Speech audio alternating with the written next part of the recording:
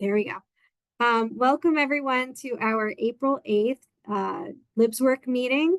My name is Andrea Lewandowski. I'm with the New Jersey State Library. And today our topic is going to be digital equity, the Digital Equity Act, updates from what we're hearing nationally, what we're hearing from other states, and then I can share a little bit about what we're doing in New Jersey, and we'll have opportunity for everyone to share and ask questions and updates and things like that. So real quick though, Carrie, if you don't mind, just I'll give you a minute just to share about your Emerging Adult Summit, because that seemed to be really interesting. Sure. Happy to do that. And I will put the website link into the chat also, just so you can get a sense of who was a part of our day. But we started working on this. I'm with the Maryland State Library Agency, and we started working on this actually like 4 or 5 years ago. We have someone in our state, a library staff member, who is passionate about this age group, and she brought workforce and case study youth work in her background prior to entering into libraries. So when she did begin working in the Washington County Free Library, she kind of embraced this whole age group and developed programming and collections and lots of services really specifically for that 18 to 20. It can really vary. We see 18 to 25, 16 to 24 is also kind of a workforce category of age, but we went with 18 to 29. Dr. Jeffrey Arnett was our keynote speaker out of Clark University. And he has coined the term emerging adults, and 18 to 29 is the age group that he works with in his research. So we went with that since he was our keynote. But we just really have seen a growing service area and library work to meet the needs of this age group, and not only what we can bring to them in library resources, but be the connector for them in our communities with health issues, housing issues, workforce, financial literacy, whatever their needs are, of which there is an abundant set of things they're all thinking about at that age. So we started planning this about 15 months ago, and it was last Tuesday. We laughed at picking April 1st, but it was not a joke. We had it. It was in person. We had Dr. Arnett. We had 3 breakouts that you'll see in the website. And then in the afternoon, we broke into roundtable discussions and let the attendees really think about 4 topics around emerging adult services and digging into them a little more deeply.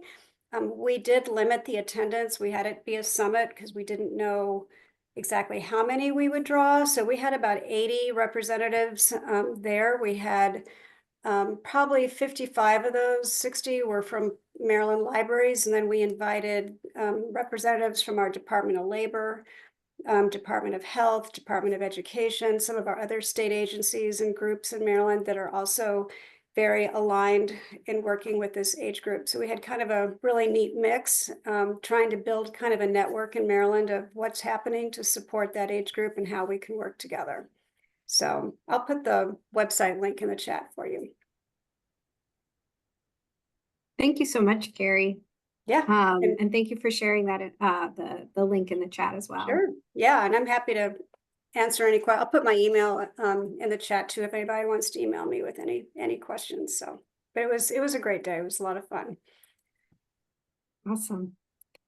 And before I forget, we're not going to go around roundtable and do introductions, but if you wouldn't mind putting your name and your library. Also, if you have any burning questions or things that you want to share, you can go ahead and put those in the chat so we all know who is here.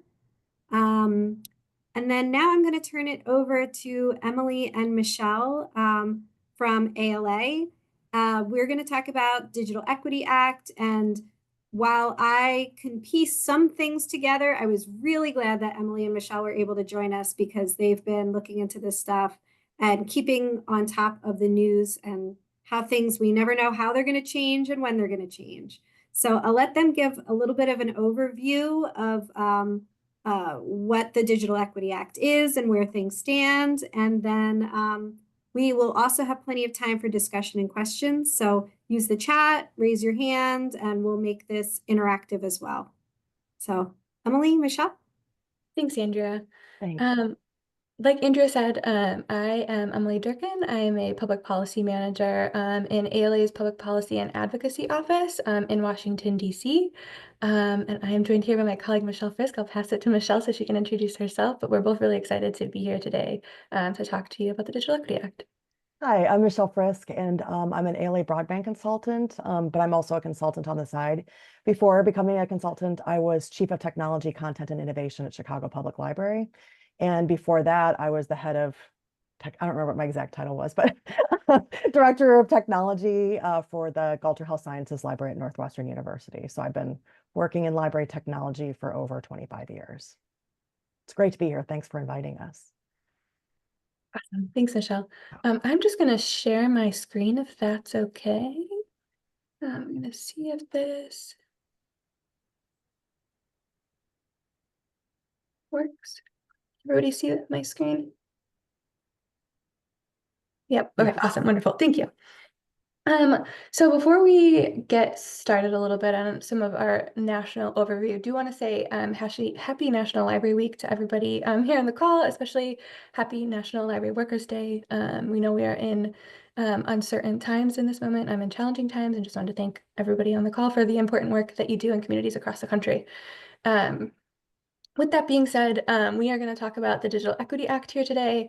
We're just going to do some brief level setting. We're going to keep things informal, so please feel free if you have questions while we're kind of talking about some of this overview. Please feel free to jump in or drop your questions in the chat.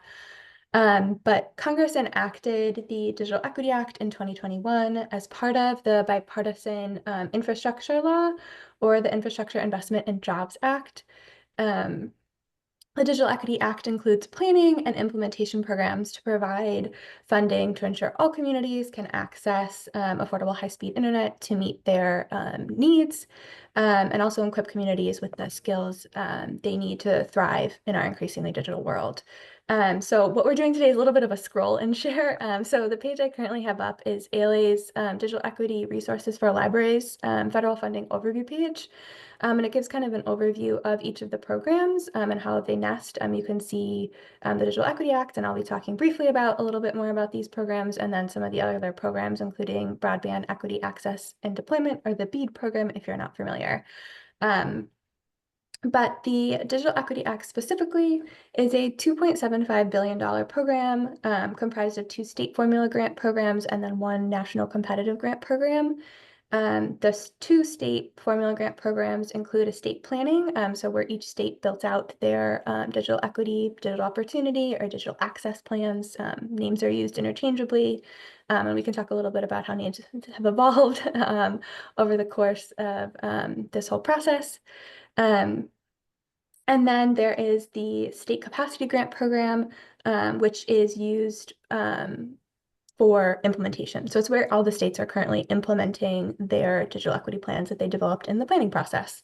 And the capacity grant program is 1.44 billion of that 2.75 billion that I just mentioned.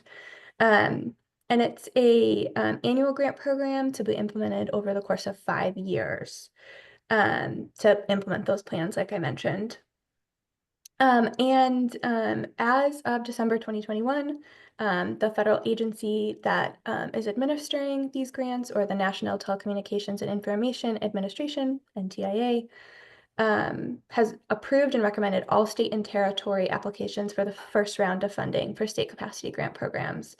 Libraries, depending on where your state is, libraries are eligible for some of this funding. Most states are in the implementation phase. We'll talk a little bit about that. A lot of states are in various different processes currently. So that's kind of how plans, how things were supposed to be working out. Currently, we know we are in a time of uncertainty, and a lot has changed since things first started with the Digital Equity Act program, specifically thinking about a lot of the cuts that are happening at the federal level with funding, a lot of rollbacks that are happening. So there is a lot of uncertainty with the Digital Equity Act program in this moment. We'll talk a little bit more about that later, and ways to kind of stay engaged with this funding opportunity, and ways to advocate for this funding as well. But as of about 2 weeks ago, there was a hearing for Ariel Roth, who is nominated for the to be the new head of the NTIA. So we'll just kind of see how things shake out. She didn't provide a lot of information around the Digital Equity Act other than to say that she would follow the law. So we will talk a little bit more about some advocacy efforts around that. With that, I'm going to pass it over to Michelle to kind of talk a little bit about where states are at in this process, because like I said, there's a lot of uncertainty and states are in different phases of administering or subgranting out this funding to entities, including libraries, or sub-granting, as we'll hear. But I'm going to pass it over to Michelle to talk a little bit more about that. There was a dog barking, so I muted myself for a minute there. Thanks, Emily. So what I wanted to do is kind of talk about the different ways that states have decided that they're going to use their digital equity funds. And there's a couple of different ways that states are going about it. The first one I want to talk about is some states right now have decided to kind of put their digital equity capacity grant program subgranting on hold. And so that means that they're waiting to get more guidance from the federal government as to what the future is of the capacity grant program. And one of those states that I think many people might have heard about, because they actually put out some announcements about it, was Texas. And so right now they're not actually moving forward. They're doing kind of a wait and see approach on whether or not they're going to actually receive the funds, and then if they do receive the funds, how they're going to actually utilize those funds. Other states are deciding to go forward with their processes. And so one way that states are doing that is they're doing a general call. So they're putting out a NOFO, just like the federal government does. So a notice of funding opportunity, outlining the rules that will govern their granting process, and asking organizations that meet certain criteria within the state to actually submit proposals on how they're going to support the state's digital equity plan. So whether that's a digital equity plan, a digital opportunity plan, whatever they're calling it, they've decided that they're going to go do it. They're going to do an open call for it. And many states are doing that. One state in particular that we are showing right here is Utah, and this one is currently open. And I think many states are being really great about how they're supporting the people who are applying for these grants by providing a lot of information. So the grant information, they're doing office hours, they're putting together documents to help support. They're doing webinar calls for people to get to know each other. So states that are going this route, I think, are doing a great job of kind of building out that capacity to help states. And there's several states that are currently open right now, but I like the Utah page because it was just really crisp and clean. So I'm highlighting that one here. There are other states that are doing it.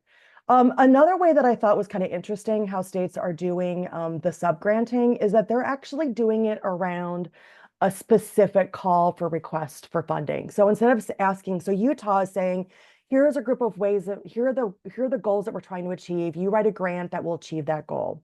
Wisconsin and a couple other states are saying, instead of you do an open call and you tell us how you're going to do it, instead they're asking for people to join specific type of programs that are supporting the digital equity grant, digital equity plan in their community.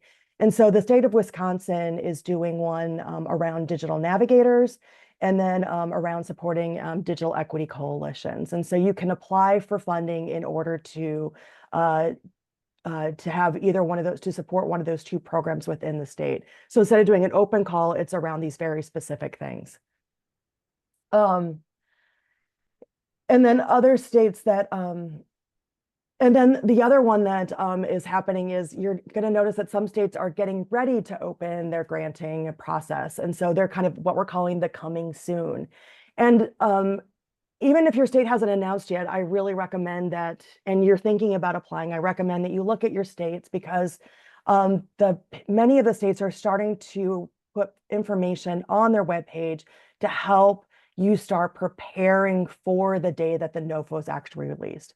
And so a state that's announced that they will be opening up their process soon is Indiana. And if you go to this webpage, it has, it reminds you to sign up for their, they have an online call, you can contact their office, and that there's specific accounts that you should set up before the process opens, because there's certain things you need to have in place in order to actually submit grants in the state of Indiana. All states do this. I mean, I know Illinois did, I know Wisconsin did. Those are two that I follow really closely because of where I live. But so this is kind of preparing you and then also reminding you what their goals are going to be and how to learn more about it by reading the plan. And then there are other states that haven't opened yet and haven't announced anything. So we're kind of in a wait and see approach. That's Arizona. And then there's some that have already closed.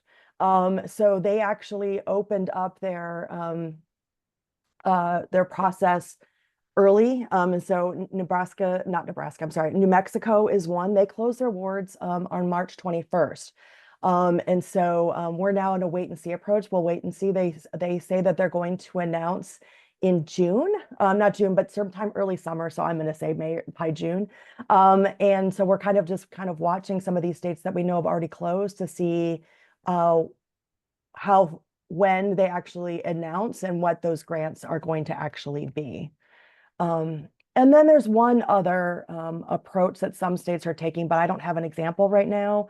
I've just been hearing things through the grapevine, but I can't nail down anything, so I don't want to put anything in writing or record it. Which is that we know that states are also just giving subgrants to specific organizations in order to start trying to achieve some of the goals that are outlined within the state capacity grant themselves. Now, whether they've decided whether they're giving the money now or whether they've said they're going to do it, which is why I'm not saying anything, but I know that that is one approach that some states have at least talked about. And so, but I haven't been able to find anything. If you have intel, that would be great. I would love to have that information to hear more about. And so those are just kind of the different ways in which I think states are approaching this. As I think Emily talked about, and I'm thinking that many of you are also talking about, is, things are kind of uncertain with things with the federal government and federal funding. So, it's interesting to see that some states are going forward and actually going through the application process. Some have decided to kind of take a more wait and see approach. And I'm hoping that we'll learn more once there's actually a new director in place that's approved by the Senate to run NTIA. I will say not around the capacity grant, but the competitive grant, which was another component of the Digital Equity Act, is Ted Cruz, before the administration actually even took office, asked NTIA to hold off on providing funding on that because he thought it didn't meet certain requirements that were within the Constitution. And so we're kind of just in a wait and see approach that we'll see what happens with that program as well. Emily, do you want to say anything else about the competitive grant? No, I wouldn't say at this moment. I think Yeah. notes in it is just taking a wait and see approach as well, specifically with the competitive grant. I know that from what we have heard, that some awards are moving forward, but there's also that they were likely holding off on moving forward until they have a new head of the agency. So Right. Also a wait and see approach with that. I don't know if Michelle, if you have anything else. Otherwise, I think we'll pass it to Andrea to talk about more specifically about New Jersey, and I'll stop sharing my screen for the time being. Sure. And does anyone have any questions? You can either raise your hand, type them in chat, or just unmute yourself.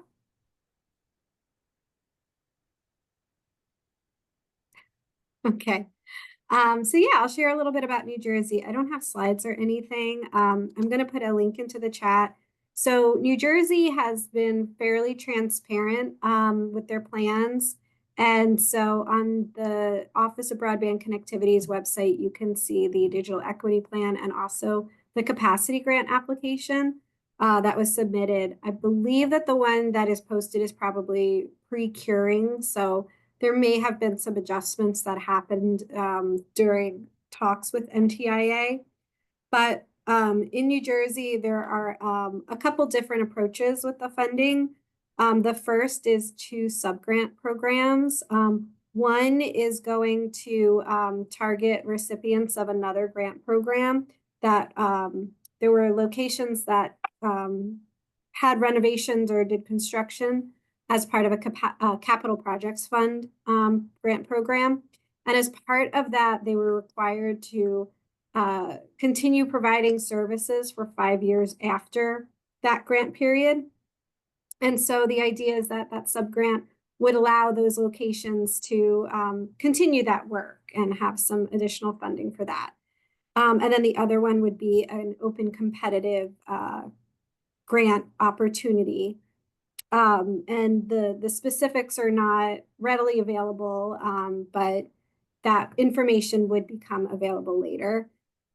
The other projects are to build capacity among organizations that are offering digital skills support, including creating a digital inclusion community of practice that would get started by the state, but then hopefully build its own governance and kind of take off as its own organization to pull together different organizations that are teaching digital skills and conducting digital inclusion work, because there isn't really, there is an organization that is volunteer run that sort of pulls people together, but something a little bit more formalized with that kind of state support would really help to enhance the group. The funding would also be used to develop digital literacy standards, since New Jersey doesn't have a set of standards as it is. So rather than adopting something like North Star standards, we'd be looking to develop our own for New Jersey, and then see what kinds of training programs would fit those standards and be able to teach that. There would also be a digital inclusion week for New Jersey, and a digital inclusion forum to, again, bring practitioners and people in the space together. There would also be a project to improve state agency website usability. So it would complete usability testing on high use agency websites that covered populations tend to use, redesign those selected sites, and then test them for efficacy. It wouldn't be an overlap with the accessibility work that is required federally, because that's not a way that you were allowed to use the funds anyway. And then also New Jersey would update the existing digital equity plan. That was capped in the capacity grant application. So you have, I think, a 2-year window in which to submit the updates, but you couldn't use, I think it was like 3% or something like that for updating the plan. But in New Jersey, there was some baseline data that was missing. Just those baselines hadn't been established. And then probably like every other state, New Jersey mentioned ACP predominantly in the digital equity plan. And with that program ending, then there really wasn't something in place to address the affordability issues. So that will have to get looked at again, and some new plans developed. So that is my overview of New Jersey. I have to like be careful with what is posted and what I hear from conversations and things like that. So I hope that that was clear enough without revealing too much. But if anyone has any questions, I'd be happy to hear them. Or Emily, did you have something you wanted to say? No, I think we can highlight some additional resources at some point, but no, I think that that's really, it's wonderful to hear specifically what's happening in New Jersey. I think Arlene unmuted. I don't know if Arlene, if you want to. Yeah, I did have a question for Andrea. When you were talking about some of the state level like standards development and that kind of thing, is the state library involved in those projects, or is that really more running out of the broadband office, or how is that work being coordinated?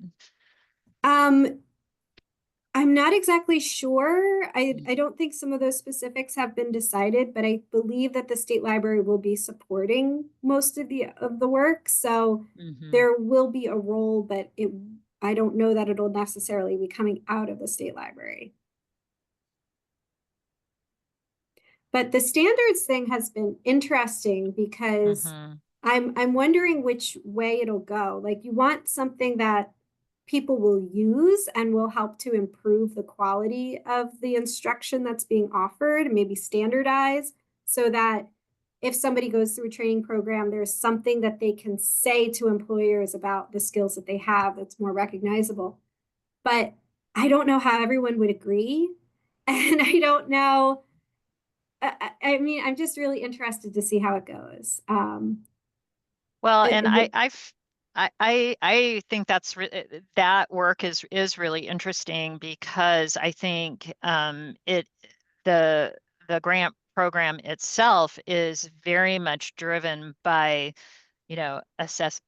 assessment and demonstrating success. And unless you have those standards to be able to have a framework to do that assessment, that piece of it is not probably meeting the requirements of the federal grant. And so the degree to which, devoting some of the resources of the grant to that infrastructure for assessment and measurement, I think is really smart. And I do not see that work happening in my state. So that's why I'm really curious about it, because I do think that's been kind of a fundamental flaw of how the grant programs that have been rolled out in Oregon. I mean, the burden of assessment is on the grant, those applying for the grants. And as we know, particularly in libraries, that level of sophisticated assessment just there's no capacity for that at the local level. Not only libraries, but nonprofits or anybody really, unless they're very large and are already very engaged in this work and have structures they're already using. So the idea that the state could use some of its money to help establish that, I think, is very smart. So. Yeah, and I think early on in some of the digital equity planning, there was some like discussion of, because other states kind of talk about using North Star as a standard, but then there was more of an interest of developing something rather than just adopting something that another organization had developed. Yeah. So I mean, it seems like I can see advantages either way. Yeah. So I wonder what's going to come out of the standards, if it really will be something new, or if they're going to look at something that's existing and say, no, we're going to adopt this in New Jersey. Yeah. Well, and the other thing, the Oregon's digital equity plan really emphasized certain aspects of a career, of digital skills around, cybersecurity and online safety, those kinds of things in a way that, even if you would take a standard like North Star, those aren't necessary.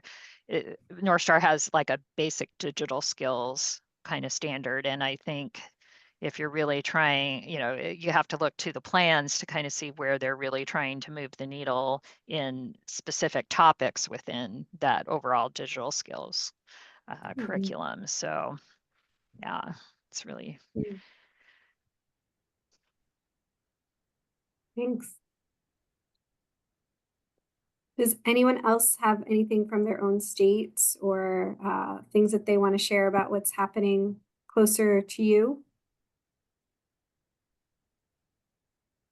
Well, I could share just a little bit more about Oregon, since I kind of started talking about it a little bit and have shared the most current information that we have in terms of what's happening from our broadband office in terms of grant solicitations. So we did have, I said that that Oregon reopened a grant opportunity because there was an initial grant opportunity that was really focused towards state agencies. And the idea would be that the state agency would be able to manage a sub-grant program for the constituency that they work the most with. And so for the state library in Oregon, that meant, developing a grant program for libraries.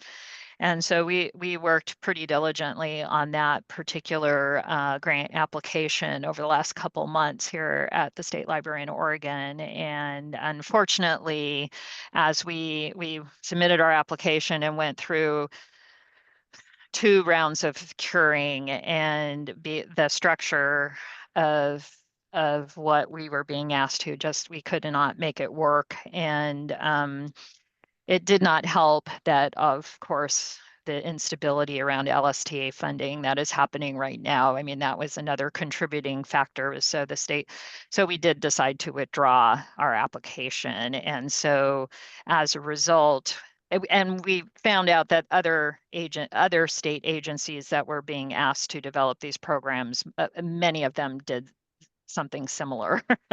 So what we've discovered is that the broadband office who is managing the grant program made a decision to open up the solicitation directly to public libraries and public schools, with the idea that if the state agencies can't organize the programs, then perhaps the libraries can apply the entities can apply directly.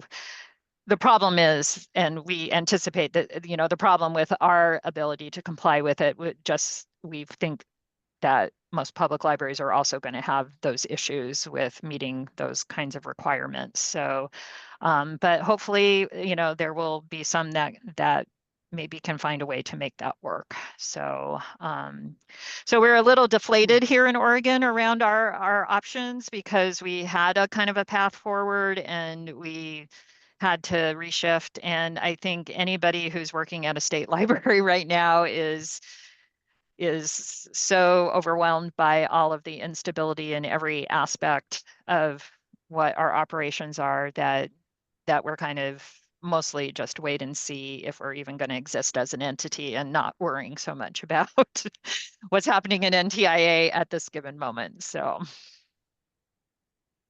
That makes sense. Joyce put into the chat about what's happening in Washington. Joyce, do you want to unmute and share a little bit?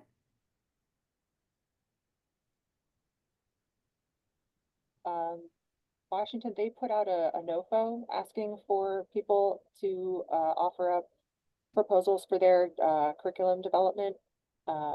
The BEAD funds are going to be focused on infrastructure, but everyone who applies will get extra points if they've already established partnerships in their locality. That's going to actually address the capacity building and the navigation needs.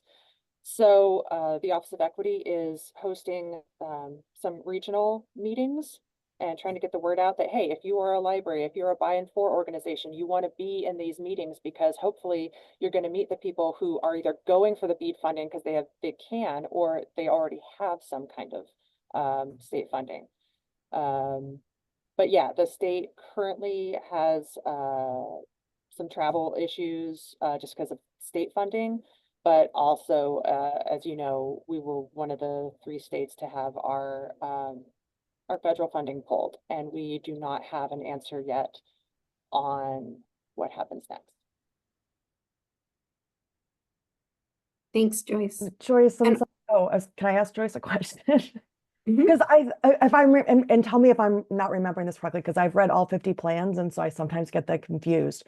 But isn't Washington trying to come up with their own digital literacy skill competencies? Yes, that's what they put. They put it. They didn't. They to answer someone's question about like was the library involved in those kinds of things in Oregon. They put out a notice of funding opportunity, so they did not. I don't know if they haven't worked with the state library. I don't know if they've worked with our OSPI, our Office of Instruction, or not. But yeah. Okay, so the NOFO was put out to actually create those standards. Okay. Correct. Yeah. Great. Okay. I was reading about it and I saw some people doing there was some stuff that had gone out on some like chat group or something about some comparisons, but I didn't know where it was in the status. So, okay. I don't even know if it was from Washington, just where he said that you guys were doing it. So. Yeah, I will say it's hard to keep track of everything. And so anytime on a listserv somebody puts out like something where it's like all 50 states and then like all the plans or like what's happening, it's so helpful to have it all in one place.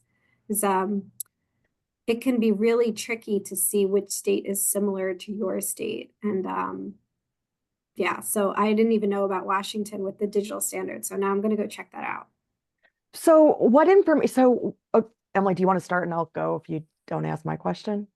Sure. I just was going to jump in to say that I'm going to drop a link into the chat. We have a resources page, which is a bunch of like kind of categories of resources in terms of webinars and resources to kind of help you think about some of this stuff. But we are we have a map where we are tracking each state's plans. We are doing our best to kind of track where each state is in the process. Some states have multiple rounds of subgrants, so we're or they kind of hide sometimes where the information is. So we're trying our best to kind of track that. But I'm going to drop a link into the chat so you'll be able to kind of can use that as a resource. It at least has each state's plan on the map, so you'll be able to link to that as well. But Michelle, no, go ahead with your question. Yeah. Oh, no, I was gonna say, there's been a whole bunch of activity in the last 3 weeks on several different states. So we now need to go back in and update some of the statuses, because there's some that say closed, but in the last 2 to 3 weeks, they've announced that they finally open, and we just haven't gone in yet to update. It's been kind of busy. So, but the other question I had was, so we're trying to track, the state where they're at in their subgranting process and a link to their digital opportunity, their plan, their digital plan. And I'm curious, is there other information that you would find useful to have about different states and where they maybe are in the process or what's in their plan? Is there something that would help you in this as you're thinking ahead and trying to figure out maybe who you want to talk to or might inform how you do something? Well, a point of contact, from the library perspective, like who are key people, in the states, that have this in their portfolio at the state level, that would be a good point to talk about libraries specifically, I think. I mean, that, it's one of the I mean, I've shifted away quite a bit from workforce development issues and more into digital equity, but that's why I'm here today, because I know some of the people here are kind of in similar situations. So just kind of connecting with these folks is really helpful to me to kind of hear and compare, where things are. And if ALA could help track that a little bit for the states, I think that could be incredibly helpful. I think this is not the perfect group to do that because it's got a workforce, focus, and we have, people from state libraries as well as, people more on the ground, in direct service. So I think you're the work group that Emily hosts does some of that as well. But again, it's kind of like where the conversation can happen at among state library people, I think, is what I'm really searching for right now. So. Got it. Yeah, I second that, Arlene, because when I was looking at one of the lists, I was trying to see which state libraries, like what their different roles were with the subgrants. And I found Idaho, but they're an administering entity. So they're like a different thing altogether. Right. But yeah, it is helpful to talk to people who understand libraries, like oh no, I'm totally blanking on her name, from Arizona. Erin, yeah. She is like so wonderful and has the library perspective, but she's working with the Office of Broadband, so she knows all the different pieces. And I don't know if there's more Erins out there nationally. I don't remember her name, but I'm pretty sure the one from Wisconsin also has a library background. Yes, that's right. And she spoke at the ALA networking group, I think. Maybe not. I think that's where I saw her. So, Hannah but Buckland, maybe? I don't remember her name. Okay. But this is why such a list is incredibly so helpful. helpful. No, I'm seeing it right now. Yeah. Exactly. And I'm sure that list would be very beneficial to ALA as well. Trying to be able to together have could be interesting. Yeah, on the ground contact. I mean, maybe it could be group sourced because I think it would be pretty hard, but I think, between the different points of contact that are, in COSLA and of that, I think it probably could get pulled together without too much extra work. So. Right. Yeah. Did you see, I have a question for Emily and Michelle. In your research, did you kind of see that maybe there was a point where more states were holding back, but then now there's more movement because kind of there haven't been updates and that 9-month clock has started ticking? I don't know. I mean, that's an interesting question. I don't know if it was the transition that led to people. I mean, there's a whole bunch that have come open recently. So like in March, April, and May seem to be a really big time for things being like opening and closing. So like this 3-month window of some have already closed, but I feel like every week now I'm emailing Emily or she's emailing me saying, oh, this one's now open and or they've just announced that they're going to be opening and it's closing on X date. We might not know the exact open date, but we know it's closing on X, like that kind of thing. And I don't know if that's related to anything that's happening at NTIA or if it's just what needed to happen internally in order to pull everything together in order to create the support mechanisms in place to actually open up the subgranting, to open up a NOFO. Because there's a lot that goes into, a lot of work that goes into the broadband offices in order to put together everything that's needed in order to comply with the regulatory rules related to actually, running one of these programs.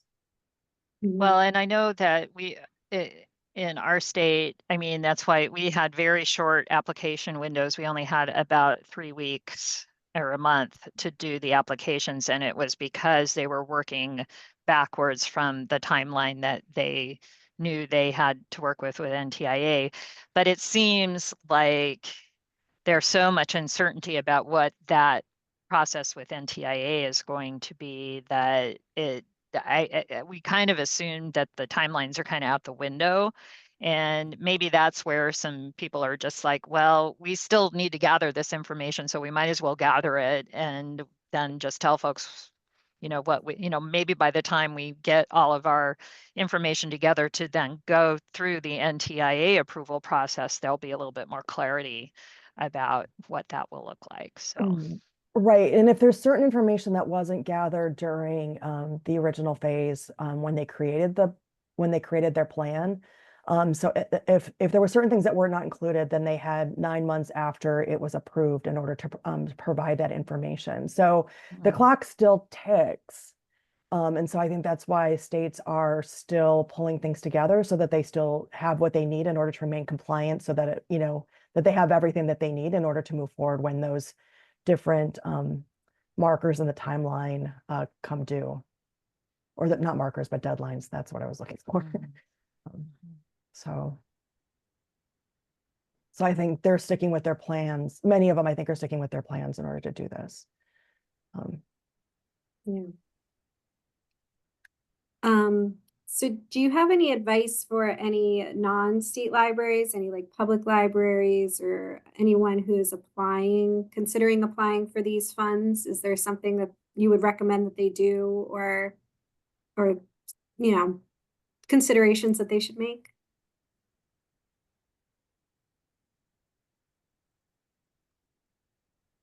Well, I guess I'll put on my, as a person who's written grants before for federal agencies and even state agencies, I would say probably don't do it alone.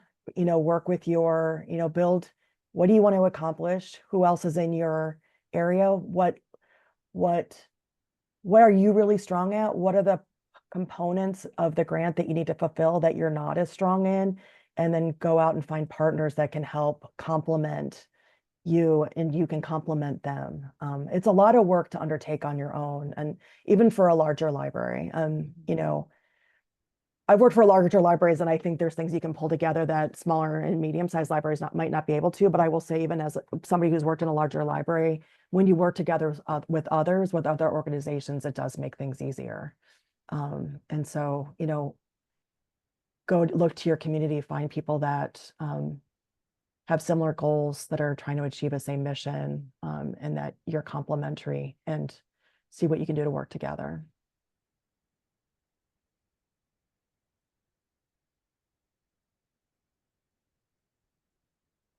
I would also recommend that if that libraries keep in connection with if the state has, if your community has one or your region, with your digital coalitions. So many states have regional or county or even city, depending on how big you are, coalitions that bring together the stakeholders in that community that are all working towards this in some way, shape, or form. Some it's their full-time job, and some it's a component of what they do, and they do a lot of other things. But to hear and talk and be supported by, and to figure out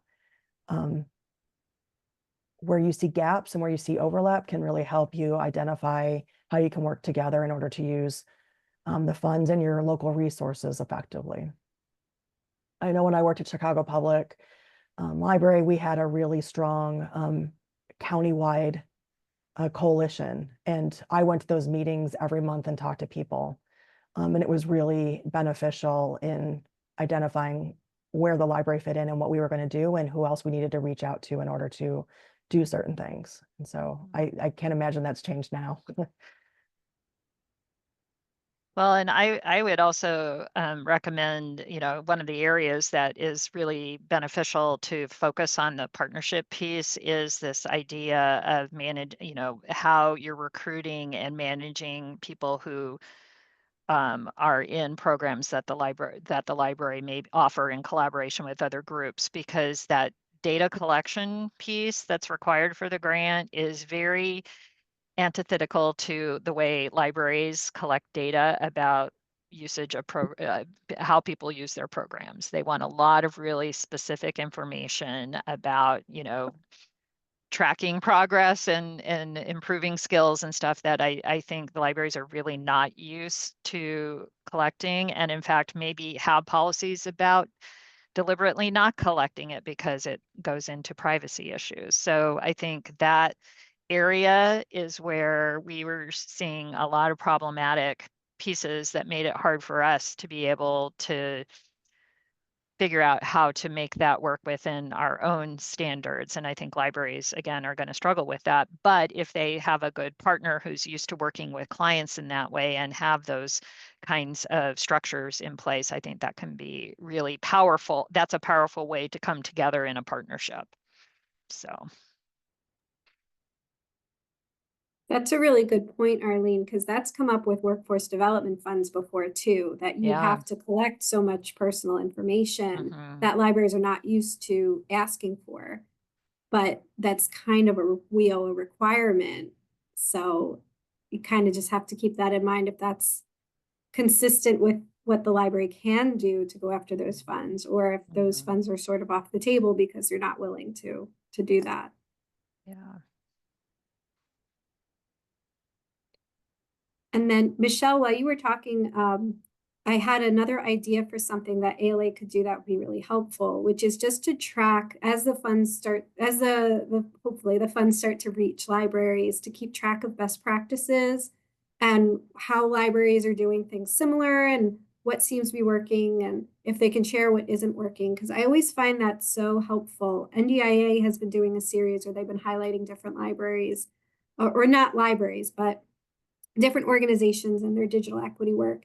So when there's a library, I always like make sure that I take a look, but and I mean, I guess we could learn from everybody, but I'm specifically looking for those stories of the impact and how they structured things in libraries, because if somebody can go through the work and develop it, then everyone can kind of learn from their pitfalls and maybe not make the same mistakes. Right. We are trying to grab, I mean, many of them, however, right now aren't. There have been some like kind of programs, I think, that were developed because of, ARPA funds or some other type of things related to COVID. But they were more around a group of organizations working together. And so I've been looking at some of their reports to see that included libraries, to see if there were things that were learned that we could learn from them. And then if I like them, or Emily, she's also read some, if we like them, we put them on our resource page. Okay. So we are starting to kind of look, there's 2 new reports I have to read now that were around data collection, and I'll be curious to see that did have libraries as part of the group. So I'll be curious to see what was learned. And if it's documented in the report, sometimes you read the report and you're like, but I know that they had these things going on in the background, but it's not included. So it's like what you hear and then what you read aren't necessarily coming together in the same thing. But that's yeah. Yeah, I definitely need to familiarize myself more with the ALA resources because it seems like I know that I've looked in the past, but it seems like it's getting more and more content in there. So I'm looking forward to exploring it more. And we're really careful, I think, about curating it. We're not sticking everything in there. We're trying to really pick stuff that I think has good examples, worksheets and that kind of stuff that are helpful or, succinct. Yeah. So it's not everything. We're not trying to overwhelm you. We're trying to curate. Mm-hmm. Do you have a few more resources we can actually drop in the chat, or Yeah. a few links to share with folks just to drop in the chat really quick? I think Arlene mentioned it a little bit ago, but we also we have a digital inclusion working group. I co-lead that with my colleague Mike and Janicki. We meet monthly. It is a peer-to-peer learning group, and we also have an accompanying Connect space. And I'll drop a link in the chat for folks. We'd love for folks here as well to join that space. It's a helpful space for folks to kind of connect and learn more about what's happening in terms of digital equity and inclusion across the country at libraries. And then also wanted to highlight for folks that this Friday, April 11th at 2 p.m., ALA will be hosting a webinar, Show Up for Our Libraries, How to Protect Library Funding. It's around current efforts to push back against the funding cuts to LSTA and how ALA is pushing back on those cuts, and also on how ways to continue to engage with your Congress members and your representatives. The webinar is open to everyone. So please feel free to register whether you're an ALA member or not. We would love to see you there. There is a attendance cap. So if you haven't registered, I would encourage you to register as well. And I'll drop that link in the chat as well. And I'll also drop our link for kind of some more advocacy resources around current IMLS protection efforts in the chat as well.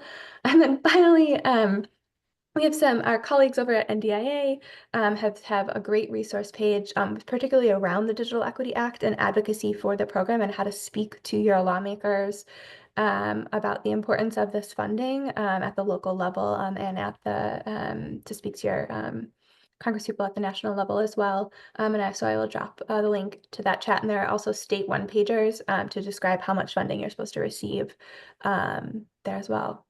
So I'll drop all those things in the chat. I don't know, Michelle, if you have anything else you wanted to highlight while I do that.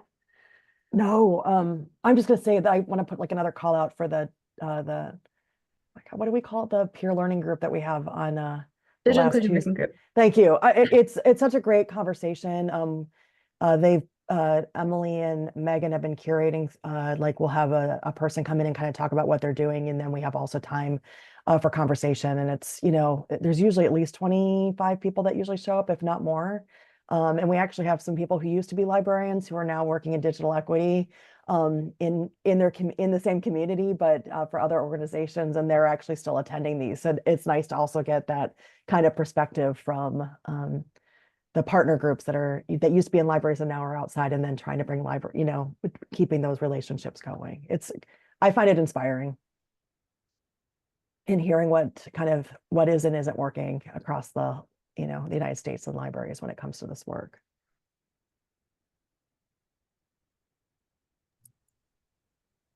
Well, thank you so much. And I attend that, the working group, and I agree. It's a great group coming together and right at that intersection of libraries and digital inclusion. So it's such a wealth of information.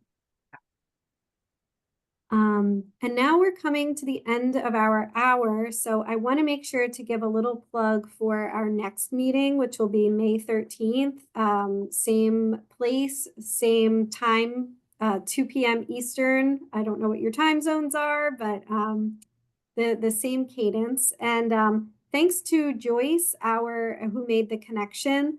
Our speaker will be Danielle Rose from Interplay Learning, and she'll be talking about navigating employability and labor market needs using simulations to optimize patron resources and education. So that should be really interesting. So I hope that you will come back. There will be reminder email that will go out and also a follow-up email from this meeting, which will have all of the links that were shared in it. So I'll make sure that that's organized and you have everything in case you didn't save something. And as always, if you have topics you want to explore, if you have things you want to share, then we'll make sure that we can schedule that in a future meeting. So right now is your opportunity to ask a question or say anything as we come to a close. And I want to thank again Michelle and Emily for joining us today. This was great information. I learned a lot, and I hope all of you did as well. All right, so let me save this chat. Let me figure out how I save this chat. There we go. And I will I'll end the recording.